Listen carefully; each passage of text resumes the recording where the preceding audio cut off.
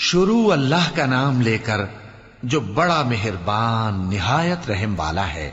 جو لوگ کافر ہیں یعنی اہل کتاب اور مشرک، وہ کفر سے باز رہنے والے نہ تھے یہاں تک کہ ان کے پاس کھلی دلیل آ جائے، یعنی اللہ کا ایک پیغمبر جو پاک اوراق پڑھ کر سناتا ہے جن میں مستحکم آیتیں لکھی ہوئی ہیں، اور اہل کتاب جو فرقوں میں بٹے ہیں تو دلیل واضح کے آنے کے بعد ہی بٹے ہیں، حالانکہ ان کو حکم تو یہی ہوا تھا کہ اللہ کی عبادت کریں، اطاعت کو اسی کے لیے خالص کرتے ہوئے یکسو ہو کر، اور نماز قائم کریں اور زکوٰۃ دیں، اور یہی مضبوط اصولوں والا دین ہے۔ جو لوگ کافر ہیں یعنی اہل کتاب اور مشرک، وہ دوزخ کی آگ میں پڑیں گے اور ہمیشہ اسی میں رہیں گے۔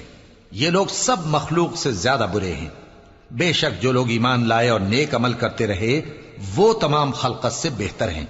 ان کا صلہ ان کے پروردگار کے ہاں ہمیشہ رہنے کے باغ ہیں جن کے نیچے نہریں بہ رہی ہیں، ہمیشہ ہمیشہ ان میں رہیں گے۔ اللہ ان سے خوش اور وہ اس سے خوش۔ یہ صلہ اس کے لیے ہے جو اپنے پروردگار سے ڈرتا ہے۔